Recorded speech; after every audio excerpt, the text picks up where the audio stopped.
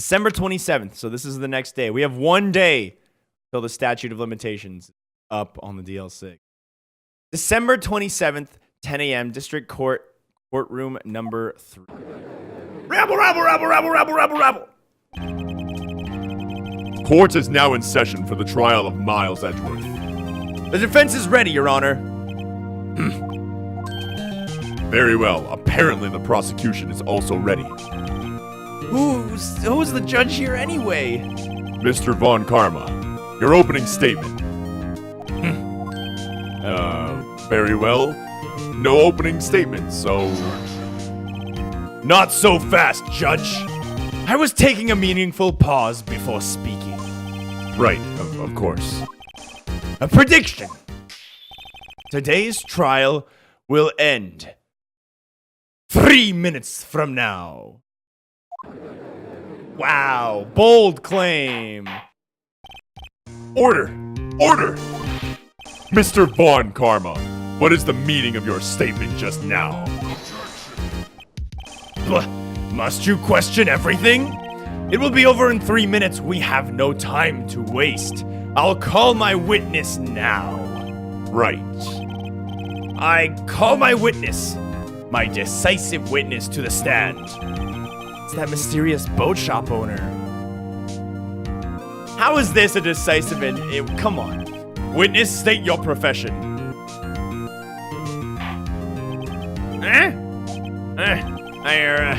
I'm the proprietor of a restaurant, The Wet Noodle at Gourd Lake. And, I also rent boats. The night of the incident, you were in the boat rental shop, correct? Yep, I was. Please testify. Wait a second. We still haven't heard who this old guy is. Wait a minute. The witness hasn't stated his name yet. Because I did not ask him, Mr. Wright. I have predicted this trial will end in 3 minutes. Have you forgotten? Stop asking trivial questions and cooperate. Yeah, right. The witness will state his name. What? What's that? I'm not really sure. What do you mean? My, memory. Your Honor, the witness does not remember anything beyond the last several years. Ergo, he cannot recall his own name. He can't recall, you say? Yes, but the incident... Oh, that was the judge. Yes, but the incident in the question took place 3 days ago. He can testify. Very well. Let's hear his testimony then, shall we? Witness.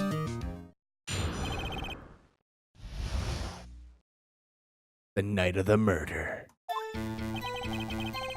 Well, it was the night of the 24th, just after midnight, yep. I was in the restaurant where I, rent boats, as usual.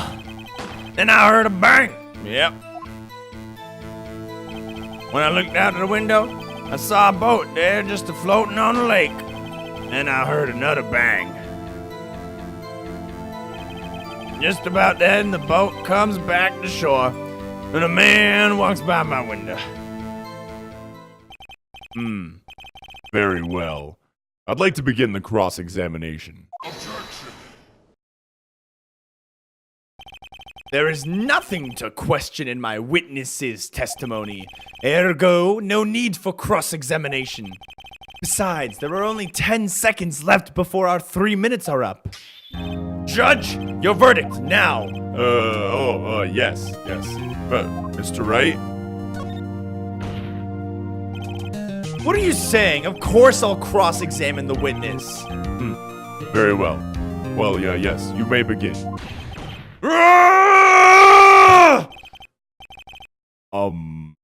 Excuse me, Mr. Von Karma? 3 minutes just passed. I see. Well then, let's just take our time. You may cross-examine the witness. 3 minutes, what a douche. Alright, it was the night of the 24th, just after midnight, yep. I was in the restaurant where I, rent boats. And then I heard a bang. Let's get more info. And where did this bang seem to come from? Oh, from the lake, I figured. Are you certain? Yep. Good. Continue. When I looked out the window, I saw a boat just floating on a lake. Alright, I want to hear about what was in the boat. 2 men? Was there someone in the boat? It was pretty far out there. I couldn't see clearly. But I figured there was 2 men out there. Yep. But you couldn't see them clearly. Yep. At the time, that is. At the time? Then I heard another bang. So you heard 2 gunshots total. Yep. That's what Lotta said in her testimony yesterday, too. Just about then, the boat comes back to shore and a man walks by my window. By your window? Yep, by my window. Right outside the window of my little shack. And could you see the man's face? Well, the fog was pretty darn thick, but he was right there in front of me, so I saw him. That is a rather important detail. Please, add it to your testimony.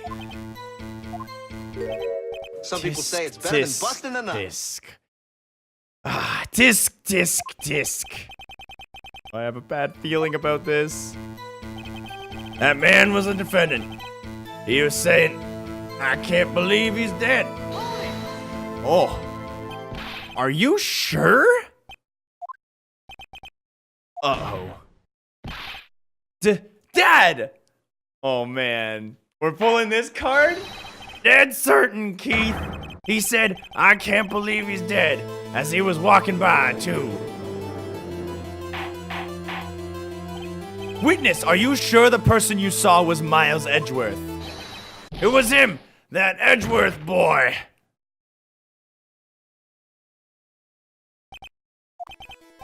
This sounds like decisive evidence. I see no room for doubt. Von Karma. He lured me into cross-examining so he could set me up for a fall. Disc. Nick, I don't like the way things are going here.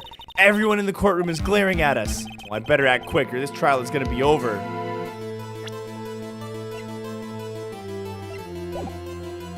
Raise an objection, yeah.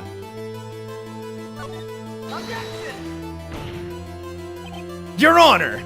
We proved in yesterday's court that it could not have been Edgeworth who fired that gun. Mr. Wright, are you referring to the fingerprints from Edgeworth's right hand found on the gun? And the photograph showing a man firing with his left hand? Exactly.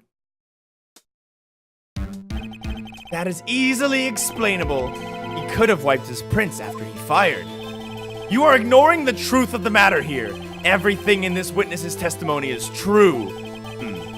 The judge is lost in thought. What should I do? Raise an objection. Your Honor, this witness claims that Edgeworth said, I can't believe he's dead, but his word is all we have. If he were telling a lie... Mr. Wright, in a court of law, the evidence tells all. Apparently, you have yet to realize even this basic fact. If you say his testimony is a lie, well, I say show me proof. Nick, do we have evidence? No good, there's nothing I can do. Are you sure? To be honest, I don't know what to do anymore. Hear me, sis? Please, we need your help. Tisk. 3 minutes was perhaps too high in expectation. However, 15 isn't bad. Must be a new record. Enough. The witness may leave the stand. This court sees no reason to further prolonging the trial, nor is there any need for more time to decide the case against the defendant.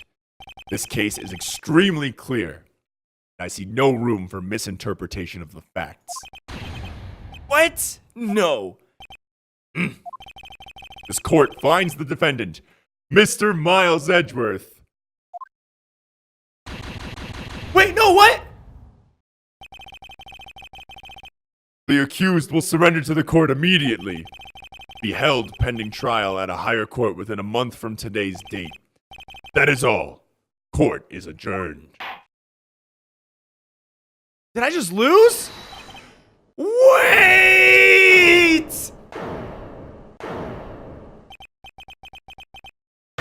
Who was that just now? Me! Huh? What? Larry? What? Nani? What are you doing here? Well, listen, you guys gotta listen to me. I was there in the park on the night of the murder. I wasn't sure about it until just yesterday, but today, well, I remembered it. Remembered what? The gunshot. I heard it too. Oh my fucking god. Order! Order! What is the meaning of this? The verdict has been decided. I call for adjournment. One moment, Mr. Von Karma. So you say you heard a gunshot? Yeah, I did. A gunshot that night. I was sitting here in the audience, listening to the testimony, and then I realized something he said was different from what I remembers. And well, anyhow, I can't just sit here and let you call Edgy a murderer. It's just not right. I'll testify. Let me testify. Whoa! Order! Order! What a twist! Well, this is the first time something has happened like this in my court. I'm not quite sure how to proceed. Judge, you've already given your decision. The trial is over. Nick, this is it. Larry's given us this final chance. She's right. If only it wasn't Larry, he could make things even worse. Mr. Edgeworth was declared guilty, Nick. It doesn't get any worse. You're right. Okay. Your Honor, if there's another witness, it is our duty to hear him speak. Right here, right now. A waste of time. The verdict cannot be overturned. Come on, Judge. Be on the side of justice. You know it's right. Allow me to speak my opinion. In all court proceedings, it is our duty to prevent an inaccurate verdict. In order to make sure no mistake has been made, every witness should be heard. What is this? I withdraw my previous verdict of guilty. Wow. They really had me going there, man. Mr. Von Karma, I order you to call this new witness to testify. Now. What? Yeah, there we go. The court will adjourn for a 5-minute recess. After that, we will hear this new witness. Court is adjourned. Woo! Woo, that was too close. Sorry to keep you on the edge of your seat like that, Edgeworth. I've seen worse. Yeah, right, Edgeworth. You're sweating bullets. I just wonder what Larry plans to say in there. Larry was at the lake that night? Yeah. He said he went looking for the steel samurai balloon that flew into the lake. Oh, right. And he found the balloon and the air tank that night. Yeah. Hey, Edgeworth. Huh? You say something right? Yeah. A lot of things. You seem out of it. What's wrong? Nothing. Mr. Edgeworth? There's something I've been meaning to ask you. What's that? Why are your fingerprints on the murder weapon? Oh.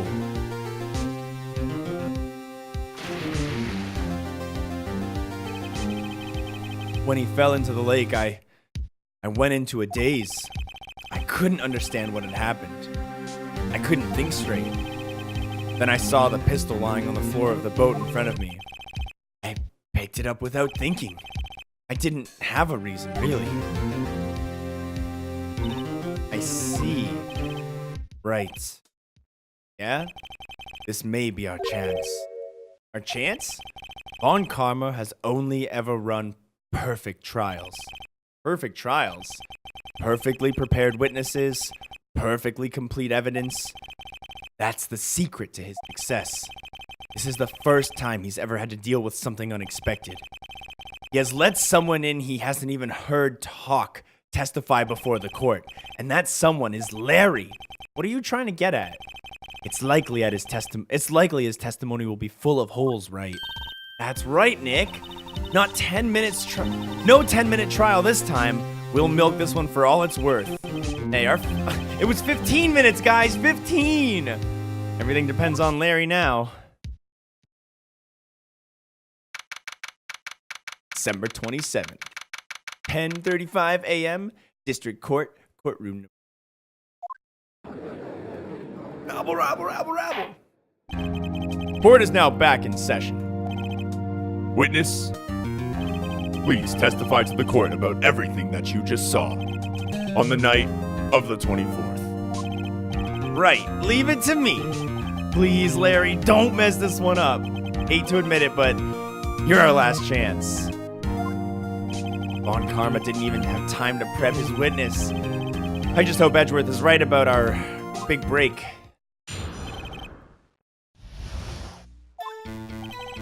That night, I was out on a boat on the lake.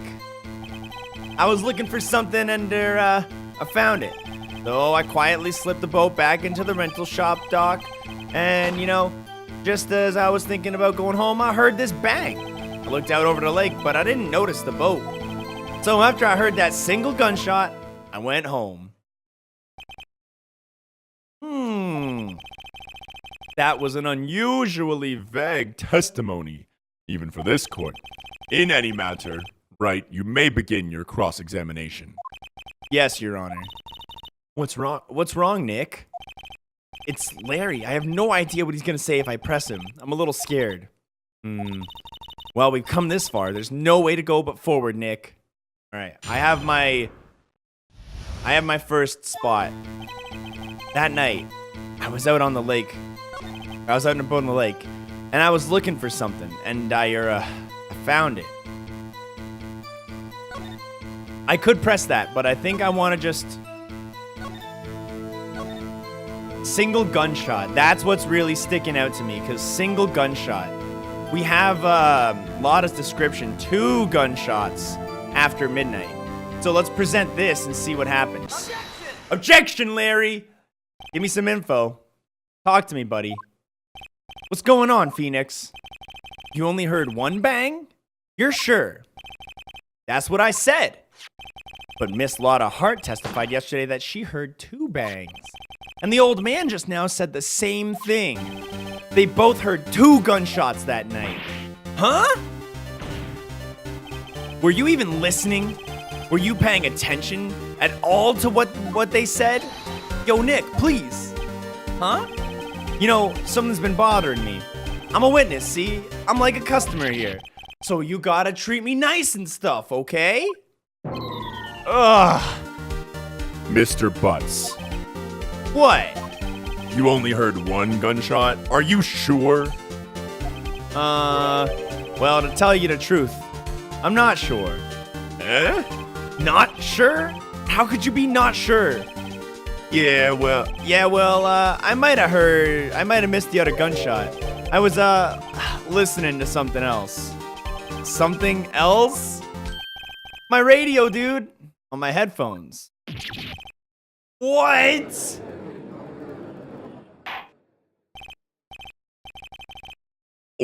Order. Stop that booing. Mr. Buttz, you were listening to a radio on the earphones? Yeah, so what? That a crime? Just listen to my radio. Everybody listens to the radio. What's the big deal? Mr. Von Karma, your opinion? Waste of time. I do not accept this witness, nor his shoddy testimony. Well, Mr. Wright, should he continue the testimony? Yes. Your Honor, please. Please allow this witness to continue his testimony. Bah! Nothing is more pitiful than a lawyer who doesn't know when he's lost.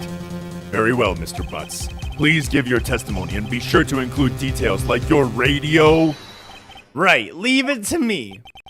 I wouldn't if there were any way out of this, believe me. What Larry heard It's lonely being alone on Christmas Eve. That's why I was listening to an all-request show on the radio, see? I was listening to it real booming loud like. But I'm sure I heard that gunshot. I remember exactly what the DJ was saying when I heard it too. What was he saying? Gee, you were listening to your radio at a high volume? Yeah, what's the big problem? Can't a man listen to his radio in peace? Isn't it a free country? Really believe Larry has no idea what the problem here is. Judge, can you believe a word this witness says? What he heard was probably nothing more than a drum beat from the radio. True enough, it is difficult to believe this testimony. Wait, Your Honor. The witness said he remembers exactly what the DJ said when he heard the gunshot. Excuse me? EJ? An announcer, you know, the guy who says things on the radio. And anyway, what this means is when he heard the sound, no music was playing. The DJ only talks between songs. So, he could have heard the gunshot from the lake. I'd like to cross-examine the witness, Your Honor. Oh, very well, Mr. Wright. Cross-examine away. I can't believe I'm continuing this charade. Oh, man. It's lonely being alone on Christmas Eve, man. That's why I was listening to an all-requests show on the radio, see? Do you by any chance remember the name of the program you were listening to? This has nothing to do with the case, Your Honor. Objection sustained. The witness was listening to the radio. That is all we need to know. Tell us, Mr. Buttz, how loud was your radio set to that night? Well, I was listening to it like real booming loud, like. Real booming loud? Yeah, you know. And you had headphones on? Yep. I wouldn't think you could hear anything going on outside at all. But I'm sure I heard that gunshot. Can you prove that? No. No, of course you can't. I can't prove it. But I remember that moment real clear. I mean, while I was talking about it, it came back real clear to me, you know? I remember exactly what the DJ was saying when I heard it, too. What did he say? Oh, this is my key, man. I know it. Mr. Wright, please cease these pointless questions. What possible good could knowing what a radio DJ said to us do? Indeed, Mr. Von Karma has a point. I'll allow the question, only if you see some reason why we should care. We should care, Your Honor. Of course we should. Why? Well, how do you know if we don't ask him? Fine. Very well. Mr. Buttz, please testify to the court. What was the radio announcer saying when you heard the gunshot? Just when she said, "Hey, it's almost Christmas," I heard the gunshot, and there we have it, ladies and gentlemen. The gunshots, I forget where the evidence is, but we have the gunshot times. The photo was taken at 12:15, and this says, "Hey, it's almost Christmas." The gunshot happened 15 minutes after Christmas, so... Objection! Larry, are you absolutely sure what you're saying is correct? Huh? What's with that face? You look scary, dude. Hey, if you're trying to scare me, you better know that I don't scare easy. Is something the matter, Mr. Wright? Your Honor, did you hear what the witness just said? The DJ said, "Hey, it's almost Christmas," when he heard the gunshot. Indeed. And? Almost Christmas means that it wasn't Christmas. Do you realize what this means? When he heard the gunshot, it was still Christmas Eve. That would seem to be the case, yes. But he should have heard the gunshot after midnight. This photograph is irrefutable proof of that fact. Let's see what time the photo was taken when the gun triggered Miss Hart's camera. 15 minutes after midnight on Christmas Day? This is a clear contradiction, Your Honor!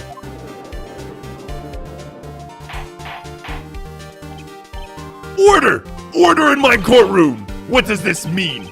The two prior witnesses heard gunshots after midnight. However, this witness says he heard a gunshot before midnight. Judge, The answer is simple. The current witness is plainly mistaken. Just look at him. Suspicious. What?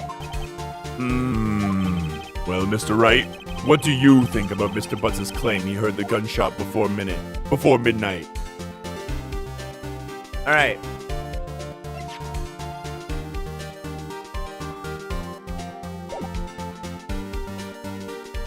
He definitely heard something before midnight because this second lake photo.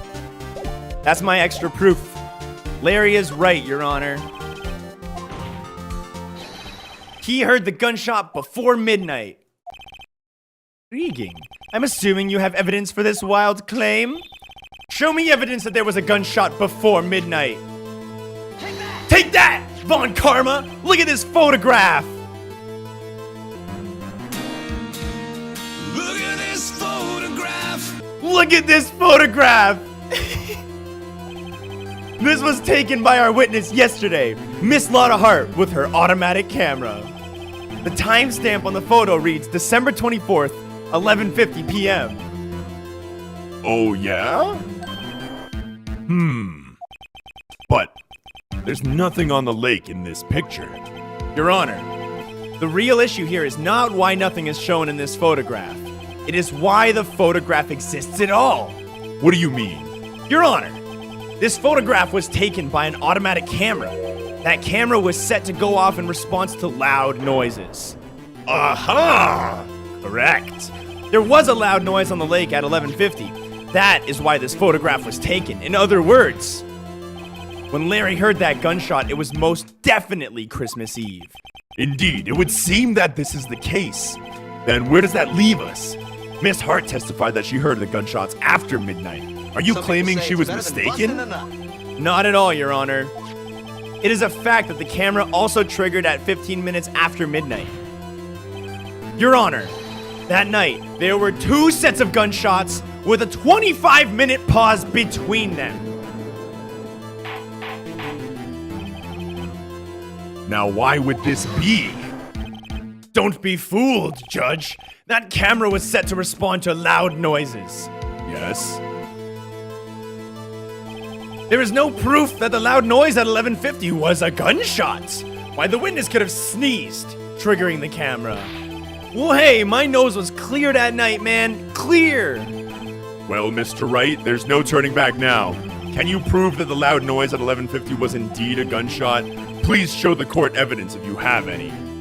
Oh, man. My natural instinct is 3 bullets being fired from the pistol. 1 for the ballistics test and 2 for the gunshots. But at the same time, the air tank, we don't have that as evidence anymore. That's what I thought it was, Larry Butts' air tank. But this is what I'm gonna go with for now. So firing the murder weapon itself is my evidence, Your Honor. Right here. The murder weapon? Something about this pistol was bothering me, Your Honor. Both of the witnesses who testified yesterday heard 2 gunshots. However, the murder weapon was fired 3 times.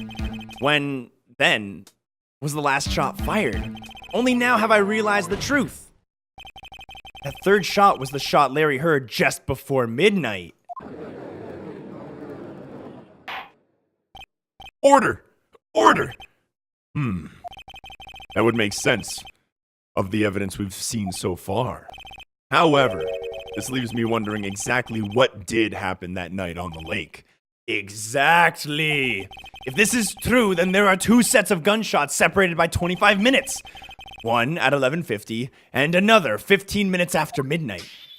Why, I ask you, why? Uh-oh, I'd better think of something quick.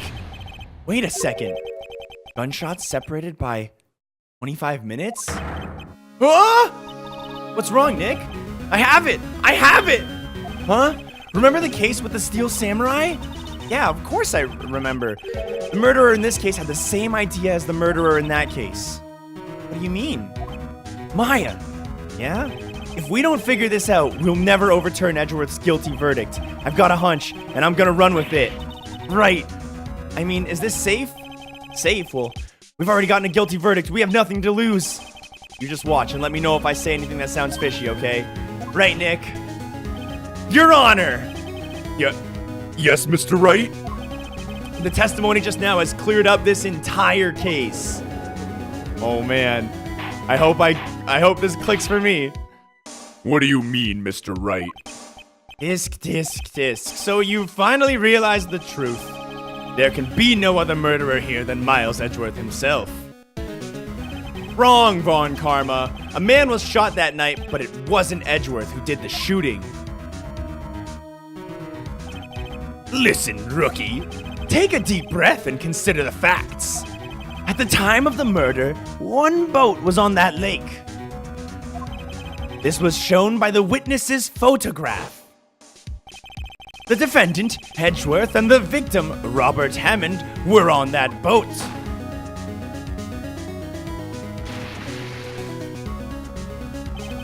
There was a gunshot fired on that boat, and Robert Hammond fell into the lake. The distance of the shooting was 1 meter. It couldn't have been suicide.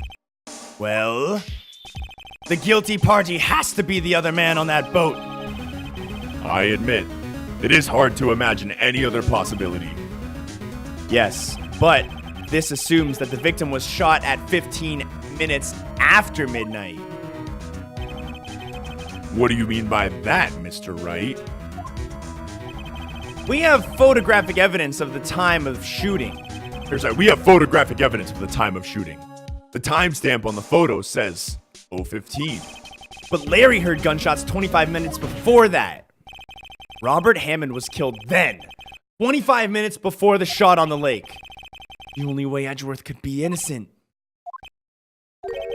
Mr. Wright, are you quite mad? Explain who this is sitting on the boat. Well, shit. The murderer in Hammond? Maybe people went out on the... Oh, I have no idea. It's not Edgeworth and Hammond, because then... Well, I don't know. Edgeworth and the murderer, maybe?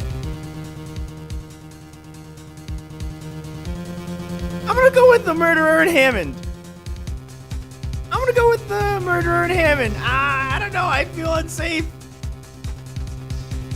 All right, let's think about it. Let's look through our evidence. This is at 12:15, and Larry's saying he heard something at 12:50. Or sorry, at 11:50. I feel like this case is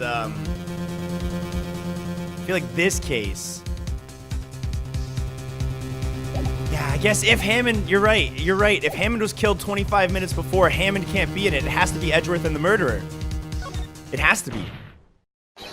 Of course, it was Edgeworth and the murderer.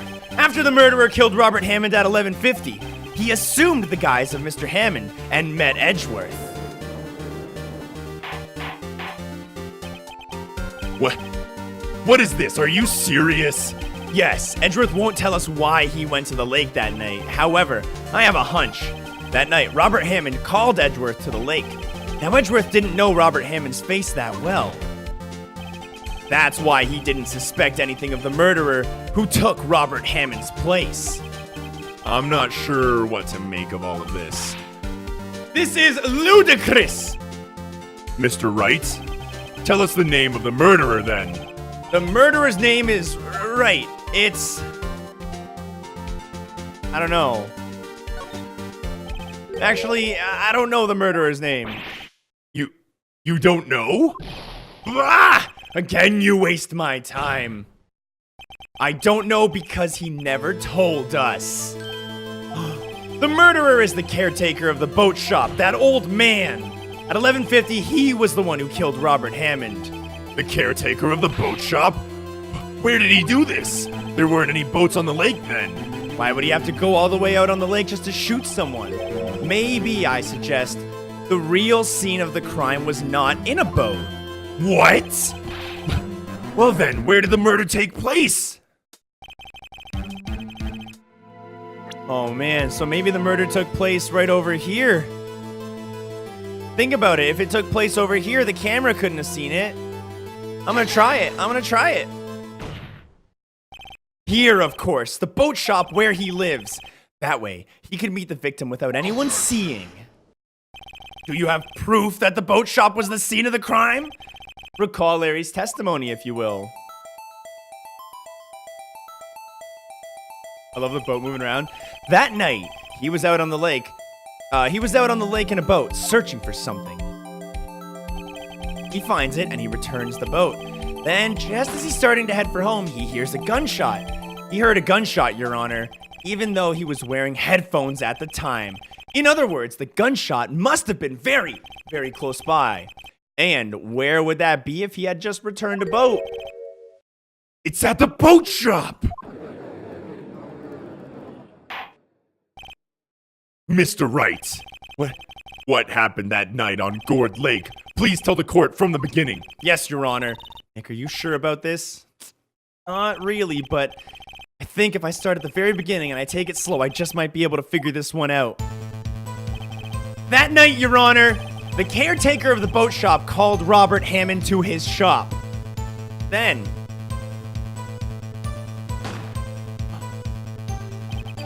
this was around 11:50. That was when the gunshot that Larry heard was fired. After that, the caretaker put on Robert Hammond's coat. He became Robert Hammond. Then he got in the boat with Edgeworth and went out into the lake. Then Who fired the pistol on the boat, Mr. Wright? Of course, it was the murderer who shot the pistol. He shot twice. Both missed Edgeworth on purpose. Wait a minute. Yeah, yes? Why would he shoot twice if he didn't mean to hit anyone? Know this, Mr. Wright. The moment you run out of the explanations is the moment you lose. Tell us why the murderer had to fire twice. To create a witness, right?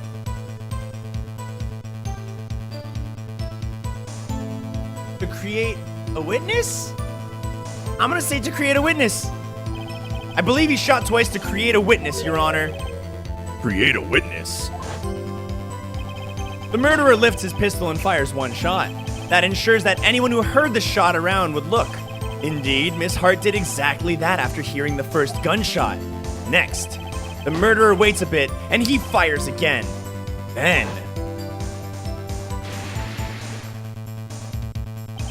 the murderer jumps from the boat himself, leaving the pistol in the boat behind him. I see. To someone looking from the edge of the lake, it would appear that one of the men on the boat had shot the other. The murderer didn't know about the automatic camera, of course.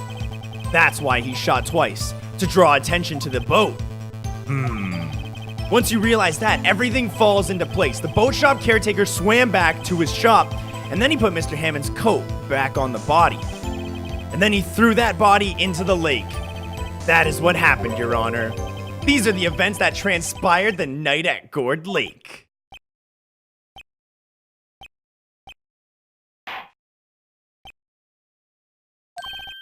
Bailiff, bring out the witness from before. The boat shop caretaker, quickly. Nice.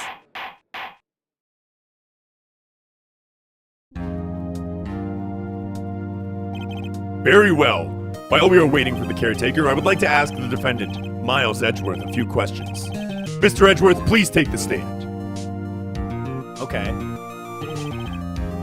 Mr. Edgeworth, you heard what the defense has said? Yes, Your Honor. Well, why did you go to the lake that night? What Wright has said was mostly correct. Astonishingly so. Accurately. Yes. Several days ago, I received a letter. The letter was signed Robert Hammond. He asked me to come to the boat shop by the lake at midnight on Christmas Eve. He said he had something very important to discuss with me. Something important? I'm sorry. I cannot say what it was. Your Honor, sir! Bailiff, we are conducting a trial here, and I ask that you remain quiet. The witness has disappeared! He isn't at the boat shop either! What? What should I do? Find him quickly. We cannot allow him to get away. Oh man. Mr. Von Karma, your witness has disappeared. Search warrant has already been issued. It goes without saying that I cannot declare a verdict under these circumstances. I will extend the trial until tomorrow, the final day allowed. I request that the police department utilize all its forces to find that witness. Am I understood? One more thing. Just who is that boat shop caretaker? I think his identity has become very important to the trial. I want him, and I want to know who he is. Very well. Court is adjourned. He's the murderer from the DL6 incident. I'm calling it. I'm calling it. Calling it. He's the one who got off scot-free. I'm calling it. Calling it. I bet you any money. Think about it. If Hammond and Edgeworth were getting together, maybe the caretaker knew, right? Maybe he knew something. Maybe this is all an act, you know? He knew something, because we obviously know it was him. The whole Polly Parrot thing with the DL6 incident and his wife committing suicide. Definitely. It's definitely him from the DL6. But I think it was him because, you know, Edgeworth and... It just fits the plot, man. It's 2 days until the end of the DL6 incident statute of limitations. He's probably just trying to ride that out. And then they were ready to, like, last minute swoop in. Hammond was going to be like, yo, I got some evidence. I'm sorry, you know, for before. Now that you're an attorney, maybe you can take this evidence. And he's like, oh, shit, I can't let Hammond give him this evidence. I better kill him. Pin it on Edgeworth. That's just my theory, though. That's honestly just my theory. I don't remember shit about this game, so. Back in, let's, Every time I do, it makes me laugh. Okay. Yay, Nick, you did it! Yeah, well, at least we got out from under that guilty verdict. And what about Larry? That was something else. Even Von Karma didn't know what to do with his testimony. Larry really helped us out.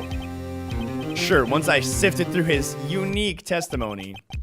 Still, he did save us. I just wish our cases weren't so down to the wire all the time.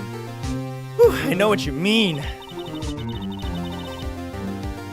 Sometimes I feel like it's us on trial instead of our clients.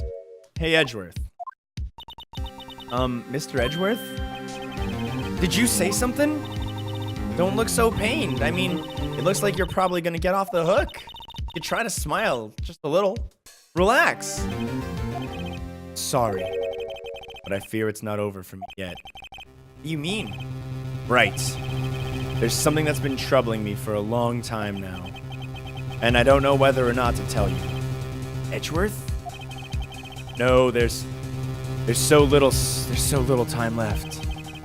I want to tell you to get it off my chest, but I can't make up my mind. What is this about, Edgeworth? It's a nightmare I've had. The memory of a crime that I committed. A crime you committed? Memory of a murder.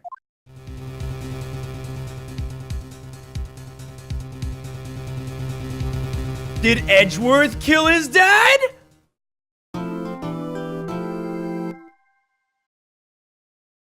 Oh my God.